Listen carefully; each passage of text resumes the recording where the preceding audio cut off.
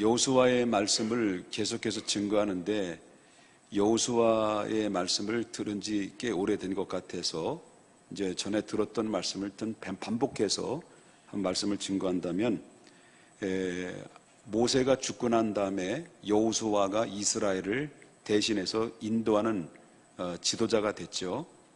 자, 여호수아가 이스라엘 백성들을 이끌고 요단을 건넙니다. 그래서 요단을 건넜고 그 다음에 여리고를 무너뜨립니다. 그리고 여리고를 접수해요.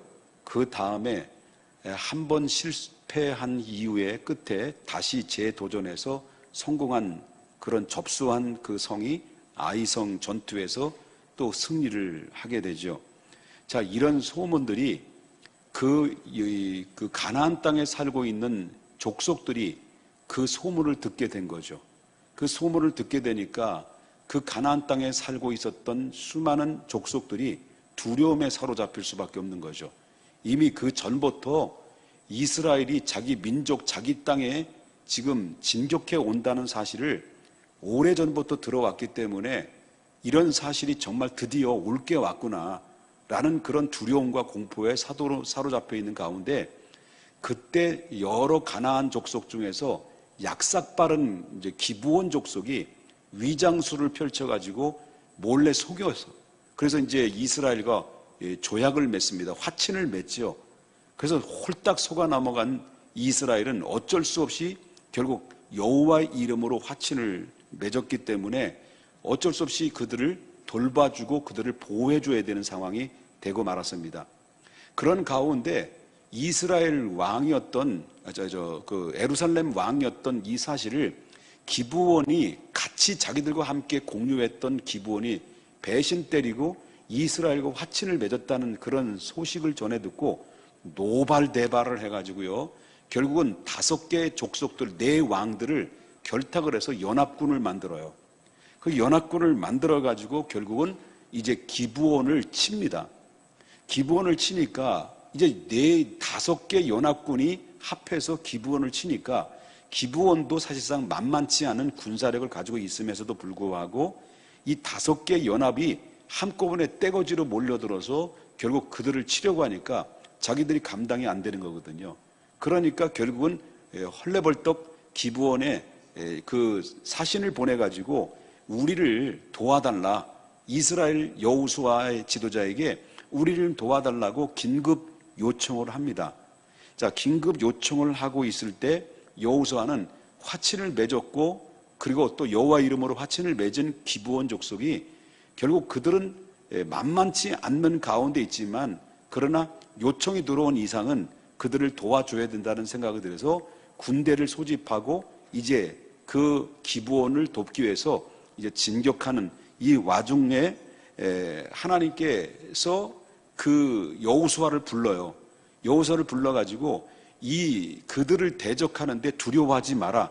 그러면서 하시는 말씀이 내가 너희와 함께 하겠다라고 하는 하나님의 도우심을 약속을 하죠. 이게 바로 뭐냐면 10장 8절에 나오는 얘기인데요.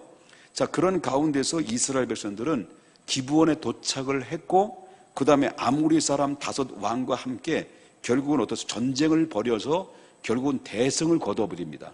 근데 그 대승을 걷는데 이스라엘의 군사력의 힘이라기보다는 하나님이 그들을 도와주셔서 하나님이 그 이스라엘을 대신해서 싸워주심으로 말미암아 그 5개 연합군을 전부 다 물리치는 그런 엄청난 업적을 남겼던 말씀들이 저와 여러분이 지금까지 들었던 이야기라고 볼 수 있다라고 하는 거죠.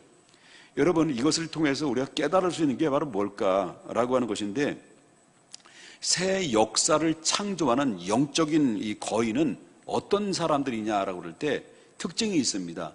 그런 사람들의 특징은 바로 책임을 질 줄 아는 사람이다라고 하는 것입니다. 여호수아는 어떤 사람입니까? 한마디로 딱 말한다면 책임을 질 줄 아는 사람이다. 자기에 주어진 맡긴 사명이든 그 다음에 자기에 주어진 책임이든 어떤 약속됐던 부분들은 절대로 자기 스스로 판단해서 없이 하지 않고 끝까지 책임을 질 수 있는 사람이 누구냐고 말한다면 이 여호수아라고 하는 겁니다.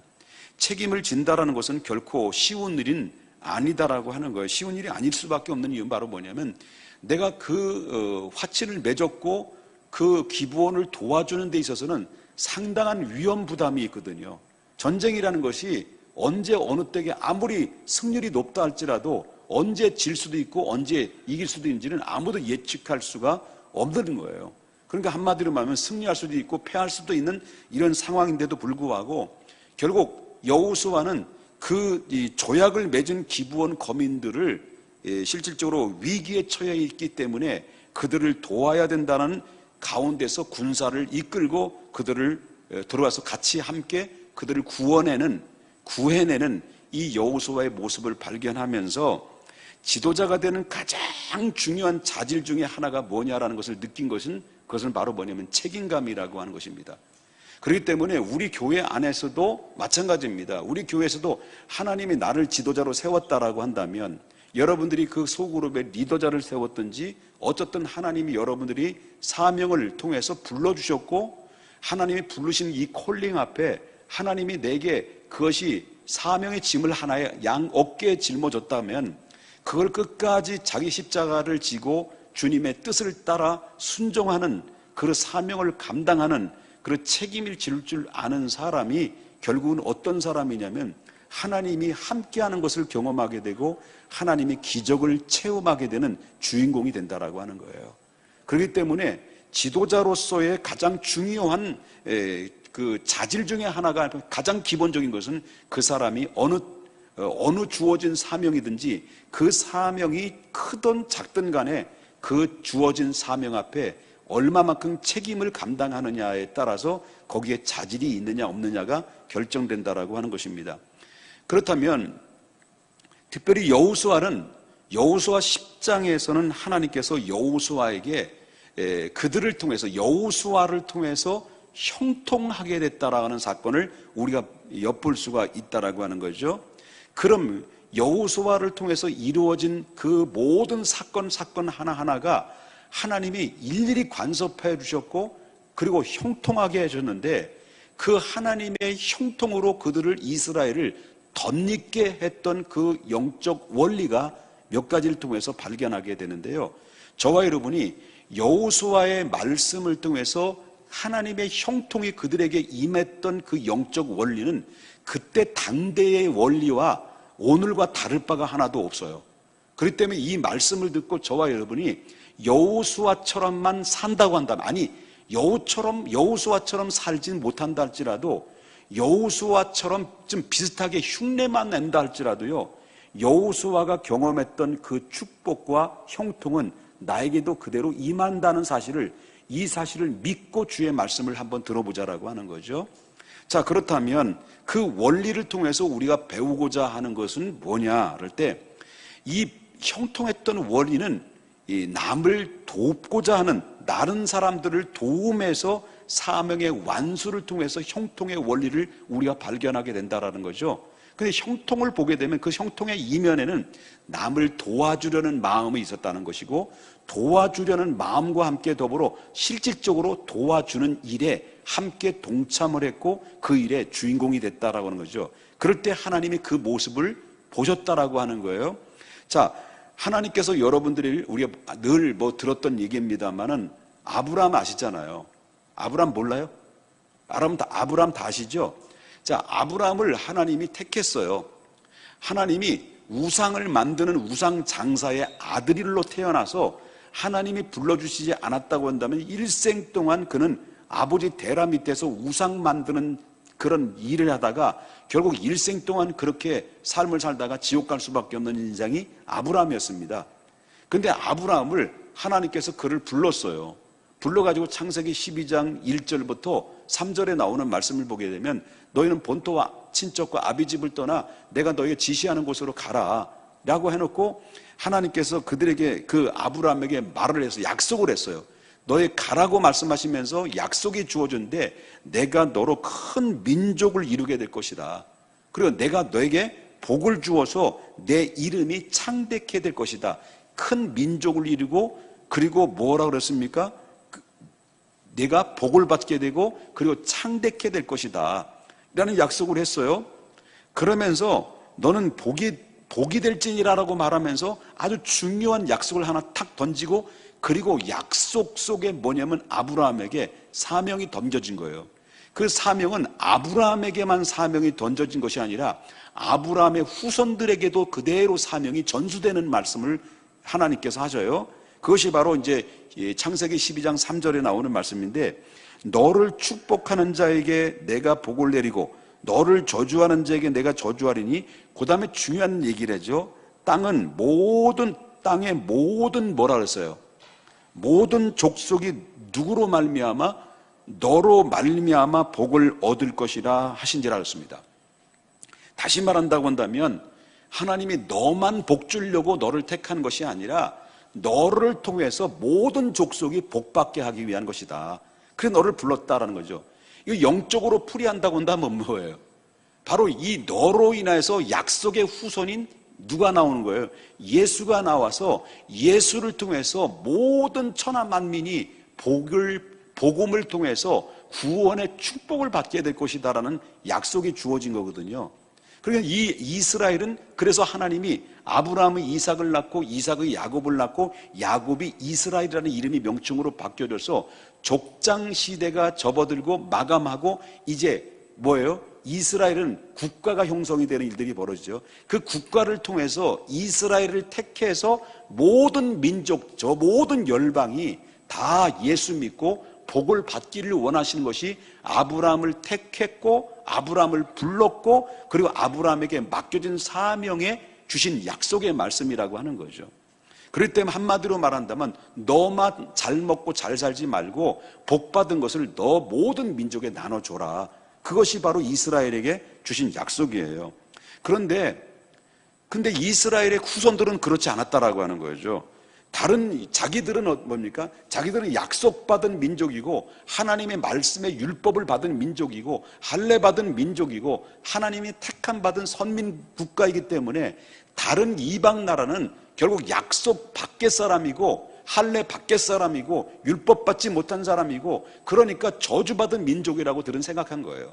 너희 나라와 우리 나라는 다르다. 차원이 다르다. 라고 해서 우린 특별히 하나님께로부터 축복받고 선택받은 민족이다라고 그들은 자기 자신들에게 주어진 그 축복의 특권에 대해서 자부심을 느꼈는데 그것이 사명을 잃어버렸다는 거죠. 근데 그 상황이 그대로 내려왔어요. 그대로 내려와서 여러분 알다시피 예수님이 승천하시기 직전에 여러분 감람산에서 500여 명의 제자들이 모인 가운데서 뭐를 약속하셨잖아요. 하나 말씀하시고 가셨잖아요. 여러 가지 말씀하셨지만 핵심적인 말씀을 던지고 가신 게 뭐예요? 너희가 오직 성령이 너희에게 임하시면 뭐라 그러죠? 권능을 받고 에루살렘과 그 다음 뭐예요? 유다와 사마리아와 그 다음에 중요한 얘기를 하죠. 땅끝까지 이르러 누구의 증인이 되라는 거죠? 내 증인이 되리라. 그것은 바로 뭐냐면 아브라함의 약속했던 말씀처럼 바로 어디까지? 정말 땅끝까지로 복을 전해줘라 라고 하는 이 사실을 그 아브라함 때부터 그 후손들에게도 그대로 전해준 거죠. 자, 그런데 초대교회는 어떻습니까? 초대교회는 오랫동안 전통과 유전을 따라 그 전례에 따라서 자기 민족 자민족이에요. 자민족 중심으로 초대교회가 이루어지다 보니까 유대인 대상으로 복음을 전했지 이방인들의 대상으로 복음을 증거하지 않았던 거예요. 이게 초대교회의 문제였다는 거죠. 그래서 결국은 어떻습니까? 스데반이 순교를 통해서 어때요? 핍박이 대대로 임하짐으로 말미암아 그 초대교회가 완전히 뿔뿔이 흩어지면서 이 자의적인 방법이 아니라 타의적인 방법을 통해서 결국은 복음이 전파돼서 이방인들까지 복음이 전파되는 가운데 오늘날 역사 이후에 오늘 이 나라 이 땅에까지 복음의 씨앗이 번지게 됐다라는 것을 우리가 보게 된다라고 하는 거죠. 중요한 것은 바로 제가 이 말씀을 드리고 싶은 것은 바로 여호수아가 왜 훌륭한 사람이냐라고 했을 때 정말 비록 그들이 속아 넘어져서 결국은 화친을 맺었지만 일단 하나님의 여호와 이름으로 화친을 맺은 거기 때문에 그래서 그런 여호와 이름으로 맺은 그 언약을 지키기 위해서 기브온 사람의 위기에 처해 있을 때 누구의 심정으로? 하나님의 심정으로 그들을 도왔다라고 하는 것을 보게 됩니다. 그랬더니 다른 사람을 도우니까 그리고 그들을 도와주니까 어떤 결과가 임하게 되냐면 하나님이 그들과 함께했다는 거죠. 하나님이 여호수아를 도왔다는 거예요. 여러분 아까도 말했지만 그들을 돕는다는 것은 쉬운 일이에요? 어려운 일이에요? 어려운 일이에요. 실패할 수도 있어요. 전쟁에 나간다는 것은 자기 민족을 위해서 싸우는 게 아니에요. 누구를 위해서 싸우는 거예요? 타 민족을 위해서 싸워주는 거예요. 그러니까 이건 뭐 죽을 수도 있고 실패할 수도 있고 성공할 수도 있는 거죠. 예를 들어서 우리 6.25 전쟁이 일어났어요. 유엔군들이 전 세계 유엔군들이 우리나라에 파송을 해서 수많은 유엔군들이 죽었어요. 희생을 당했어요. 그래서 결국 어떻습니까? 이 나라 민족이 그들의 도움을 얻어서 하다못해 필리핀이라는 나라도 유엔군 파송해서 많이 죽었어요. 우린 필리핀도 우리가 빚진 자예요. 빚진 나라예요. 그러니까 이모저모로 도와줬다는 건데, 그런데 하나님이 여호수아를 통해 도와주니까 하나님이 어떻습니까? 대신해서 그 전쟁을 싸워줘서 이겨주셨다라는 거죠. 그거 중 첫 번째가 바로 뭐냐면 그 우박을 통해서 막 전쟁을 통해 사람을 찌르고 막 죽이잖아요. 이런 가운데 있었을 때 하나님이 우박을 통해서 우박을 내려준 거예요. 그 우박이 어느 정도 큰 건지는 잘 모르겠습니다만은 우리나라가 떨어지는 우박은요 그냥 안마 수준이겠죠. 그죠? 아이고 시원해 그러잖아요. 우리나라 떨어진 거. 근데 그때 당시에 우박을 통해서 사람이 죽었다 그랬으니까 어떤 우박일까요? 아마 주먹만한 우박이 하늘에서 떨어지니까 골이 깨졌겠죠. 무식해 죄송합니다. 그럼 죄송합니다. 다시 정정하겠습니다. 해골이 깨졌겠죠. 여러분, 그렇기 때문에 이 우박이 막 쏟아지니까 여러분 이스라엘 군대에서 칼로 창으로 찔러 죽인 사람보다도 우박으로 때려서 맞아 죽은 사람들이 더 많았다라고 하는 거죠. 그것은 누가 도와줬다는 거예요? 하나님이 도와줬다라는 거죠. 내가 남을 돕고자 할 때 하나님이 도와줬다. 다시 또 뭐냐면 태양과 달이 이제 계속 전쟁이 일어나니까 날씨가 어두워지잖아요. 어두워지면 전쟁을 더 이상 못할 수 있고 이제 어두워지면 다시 적군들이 진영을 다시 재정비해가지고 다시 쳐들어온다면 이거는 승산이 없어요. 그런 가운데 있었을 때에 이 여호수아가 어때요? 태양아 머무르라고 하면서 달과 태양을 머물도록 명령했을 때 기가 막히게 말이죠. 하나님의 능력으로 달과 해가 그 자리에 충천에 떠 있는 거예요. 그런 가운데서 그 순간에 전부 다 그들을 물리치는 그런 엄청난 업적을 남겼던 것이죠. 그 다음에 세 번째는요, 사명이 점점 완성하게 하시는 그 하나님이 역사를 경험하게 했다는 거죠. 이런 것들이 결국 어떤 일이 이루어지느냐면 여호수아가 남을 도와줬을 때 아모리의 5 왕들이 진멸 중에서 더 많은 그런 어떻습니까? 그 땅이 점점 확장되는 그런 엄청난 일들이 벌어지고 있었다라고 하는 것을 보게 됩니다. 자, 이것을 보면서 느끼는 게 바로 뭐냐면 사람을 돕는 것은 누구를 돕는 것이냐라고 하는 겁니다. 내가 만약에 남들을 도와한다는 거예요. 남들이 어려웠을 때 고난 처했을 때 내가 도와주는 거예요. 자, 도와주는데 근데 결국은 내가 도와주는 것은 나의 소유가 지출되는 거예요. 내가 남을 도와주는 것은 나의 것이 나가는 거예요. 나의 것이 나가고 나의 것이 지출되는 거예요. 그런데 그런 놀라운 사실은 그게 지출되는 게 아니라는 거예요. 내가 내 것을 소유를 남에게 대접하고 남을 도와줄 때 그 도와주는 것을 누가 하시느냐면 하나님이 하신다는 거예요. 그러니까 이것을 바꿔서 말한다면 뭡니까? 내가 다른 사람을 도운다는 것은 곧 나를 도우는 것이다라는 것을 보게 되는 거죠. 이 원리가 있다는 거예요. 여러분, 그렇기 때문에 여러분 우리가 기도하잖아요.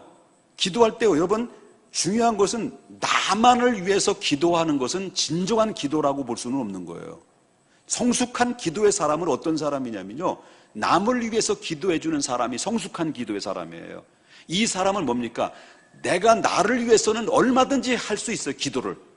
근데 내가 남을 위해서 기도한다는 것은요, 남을 위해서 기도한다는 것은 그 남을 위한 기도하는 그 대상을 사랑하지 않으면 기도가 나옵니까? 안 나옵니까? 안 나오는 거예요. 그러면 안 사랑하면 어떻게 됩니까? 저 왼수를 다리 몽둥이를 부르틀어 주십시오라고 그 기도가 나올 수 죄송합니다. 용서하십시오. 또 왜 또 이렇게 무식한 말이 나오는지 몰라요. 저 원수를 좀 어떻게 해 주십시오라고 하지 절대 그렇게 안 나온다는 거죠. 여러분, 그런데 놀라운 사실은요, 내가 남을 위해서 기도하는 것은 곧 누구를 위한 기도예요? 곧 나를 위한 기도라는 걸 알아요. 왜? 나는 남을 위해서 지출했어요. 남을 위해서 기도로 지출했는데 채워지는 것은 누가 채워주시느냐면 하나님이 채워주신다라고 하는 거예요. 그러니까 기도라는 것이 얼마나 중요한가. 그걸 가지고 뭡니까? 도고 기도다, 중보 기도다, 이렇게 표현을 하고 있다라고 하는 거죠. 여러분, 하나님이 기뻐하시는 게 뭘까요? 하나님이 기뻐하는 것은 너가 가지고 있는 복음의 진리를 너 혼자만 간직하지 마라. 내가 너에게 생명을 줬던 그 생명, 영원한 생명을 너 혼자만 간직하지 마라. 내가 주어졌던 너의 값진 선물을 다른 사람에게도 나눠줘야 될 거 아니냐. 그래서 하나님이 가장 기뻐하는 것은 바로 뭐냐면 구제와 선교예요. 구제와 선교예요. 그래서 여러분, 초대교회는 무엇을 했습니까? 구제하는 일과 기도하는 일과 그리고 뭡니까? 복음을 전하는 일이었어요. 그걸 하나님이 가장 기뻐해요. 그러니까 그 초대교회를 계속해서 엄청난 부흥을 이루게 했던 것을 우리가 보게 된다는 거죠. 여러분, 부자 되기를 원하시죠? 부자 되고 싶죠? 그렇다면요, 저와 두 가지 잘하셔야 돼요. 구제하고요, 선교해야 돼요. 그게 부자 되는 길이에요. 여러분, 우리 교회 재정, 요즘 교회들이 재정 보고도 안 하는 교회도 있다고 그러더라고요. 그런 배짱은 어디서 있는지 모르겠습니다만은요, 저희 교회는 재정 보고를 철저히 하잖아요. 그런데 여러분 알다시피 저희 교회 재정에서 10% 정도 이상으로 선교비가 지출돼요. 11조 이상으로 11조 된다고요. 그런데 우리 교회 사이즈에서 이렇게 헌금 이렇게 나오는 교회 그렇게 많지 않아요. 왜 그럴까요? 헌금이 그만큼 많이 나온다는 것은 뭘 의미할까요? 성도들의 마음속에 은혜를 입었다는 거죠. 아니, 은혜 받지 않고는 어떻게 헌금이 나오나요? 그것도 의무로 드리는 것도 한두 번이죠. 제 말이 틀렸나요? 그리고 헌금하라는 건 아니에요. 죄송합니다. 여러분, 우리 교회 재정이 비록 빚의 사자들이 모여있지만, 여러분, 우리 교회가 헌금이 정말 열심히 최선을 다해서 헌금을 하시는 거예요. 그리고 우리 노회에서는요, 우리 노회는 150교회가 모여요. 그럼 재정에 이 상회비를 내는데 상회비가 베스트 6위에 6위. 가장 많이 내요. 5번째로 6번째인가 7번째가 이렇게 많이 내는 교회예요. 그만큼 우리 교회가 축복받았다는 건데, 그 다른 교회는 축복 못 받았냐? 그건 아니죠. 근데 중요한 것은 바로 뭐냐면 그 교회 포인트를 어디에 두느냐. 그것은 바로 하나님이 기뻐하시는데 그게 바로 구제와 선교예요. 그 구제와 선교는 누구를 위함이에요? 결국 어떻습니까? 구제하는 성도, 구제하는 교회, 그건 자기를 위한 것이고요. 선교하는 교회, 선교하는 성도 또한 자기가 얻어지는 그대로 부메랑처럼 자기에게 돌아오는 놀라운 역사가 임하게 된다라고 하는 것입니다. 하나님이 기뻐하시는 이 원리는 그래요. 내가 남을 도왔는데 하나님이 나를 채운다. 내가 남에게 구제를 했는데 하나님 내게 채워주신다. 하나님 내게 선교했는데 하나님 내게 감당할 수 있도록 주신다. 하나님이 우리 교회를 축복하는 이유가 바로 뭘까 할 때 다음 세대를 살리는 거예요. 다음 세대를 살리는 거는요, 왜? 오늘 이 시대가, 다음 세대는 우리의 미래를 달려있는 거예요. 다음 세대가 없으면 우리 미래도 없는 거예요. 왜 아멘을 안 하세요? 다음 세대가 없으면 우리 미래도 없는 거예요. 그러니까 우리 교회가 가장 해야 될 일이 바로 뭐냐면 하나님이 기뻐하는 일을 하자는 거예요. 그 하나님이 기뻐하는 게 바로 뭐냐면 바로 자민족에서 타민족으로 가는 것이고, 자기가 아니라 바로 너를 위해서 살아가는 때에, 근데 그것이 결국 누구에게 돌아오느냐면 그대로 부메랑으로 하나님이 내게 채워주시는 은혜가, 이게 우리가 이 영적인 비밀이 여기에 담겨져 있는 원리라고 하는 것을 우리가 보게 된다라고 하는 거죠. 믿으시면 아멘 하십시다. 이거 중요한 거 하나 있는데 시간이 너무 많이 가서 끝내주기를 원하시면 큰 기침 하지 마세요. 예, 이거 좀 더 드려도 되죠? 예, 가하시면 이해하시고 아니면 아니라 하시기 바랍니다. 자, 여호수아의 기도를 보면 아주 특이한 기도가 있어요. 그건 오늘 제가 여러분과 말씀드리고 싶은데, 기도를 했는데 아주 특이한 기도예요. 그 특이한 기도가 바로 뭐냐면 명령 기도예요. 명령 기도. 여기서 보면 명령 기도가 나와요. 자, 다른 사람을 돕는다고 해서 무조건 돕는 게 아니죠. 무조건 돕는 게 아니라 하나님의 음성을 들어가면서 돕는 거예요. 이게 돕는 게.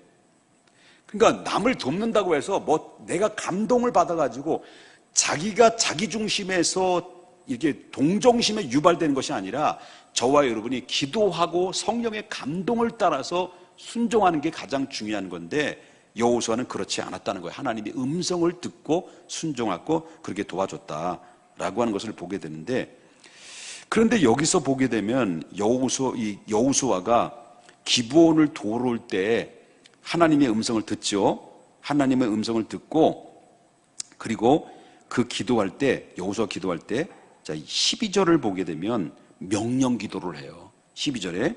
자, 여호수아 기도 명령 기도는 12절, 여호와께서 아모리 사람을 이스라엘 자손에게 넘겨주시던 날에 여호수아가 여호와께 아뢰어 이스라엘 목전에서 이르되, 그 다음에 뭐라고 그러죠?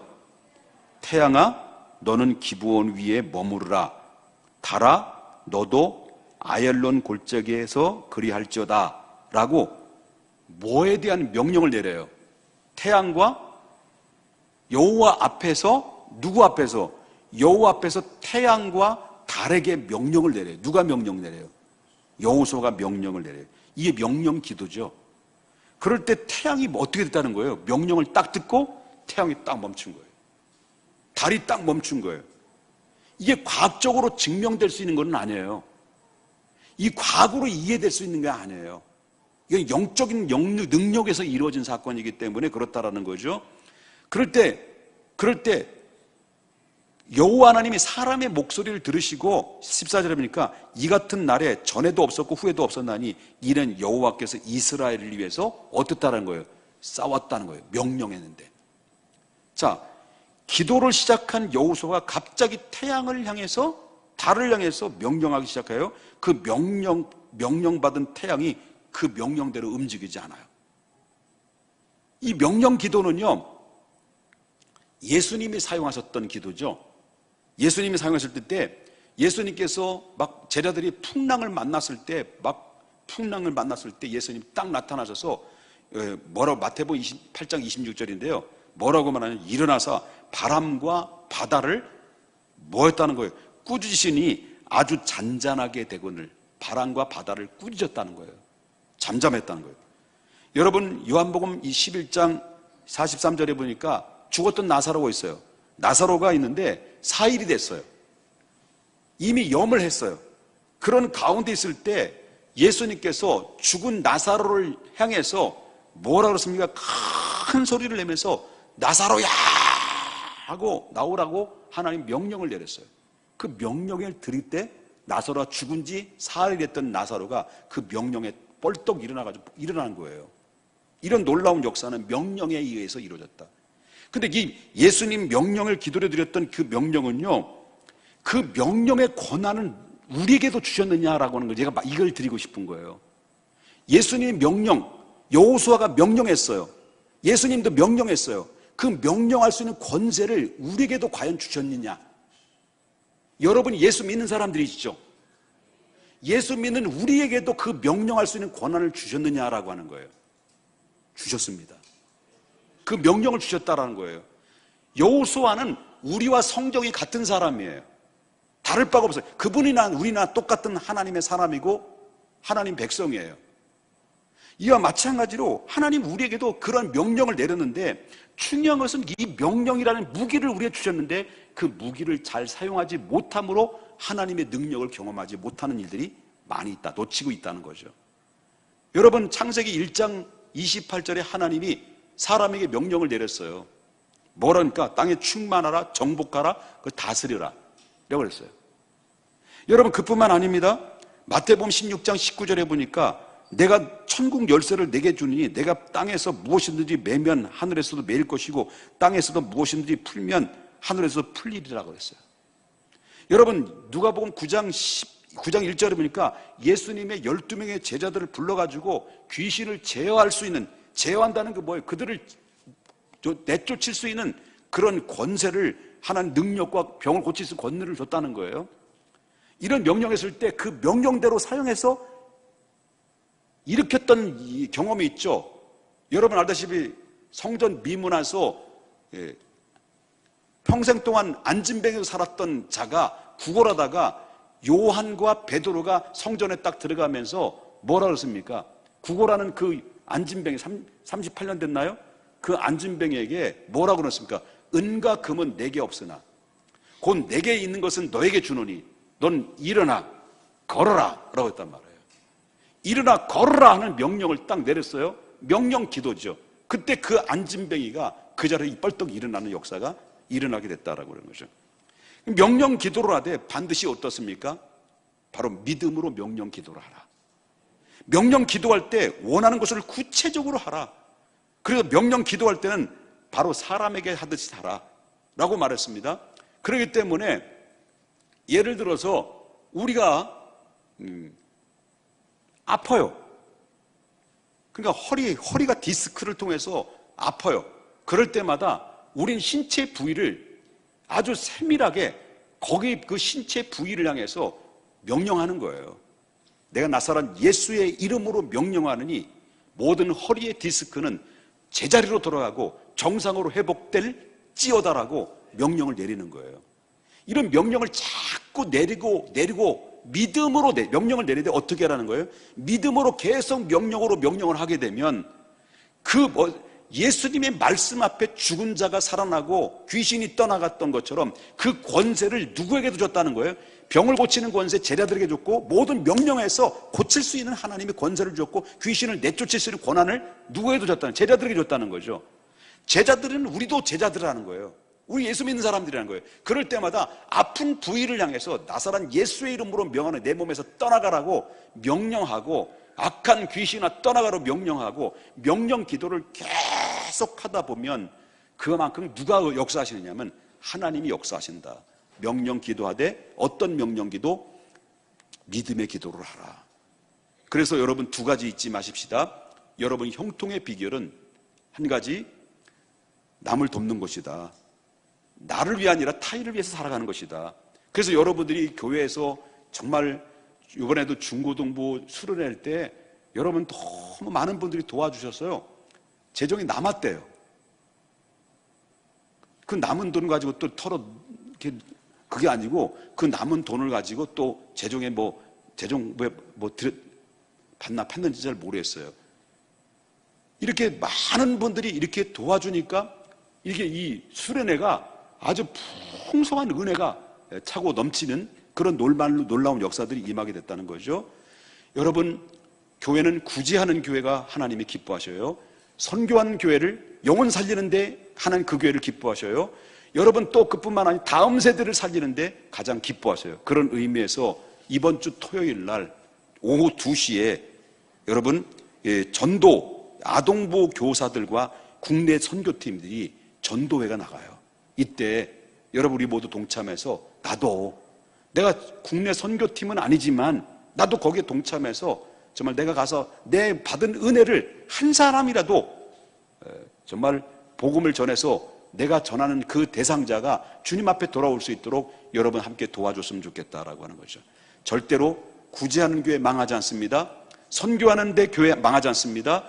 그 빚도 다음 세대를 살리는 교회 망하지 않습니다. 가정도 축복이 되고 여러분도 축복이 되고 우리 후손들까지 다 축복이 될 수 있도록 남을 돕고 그다음에 명령 기도를 통해서 능력 있는 삶으로 살아갈 수 있기를 주 예수의 이름으로 축복합니다.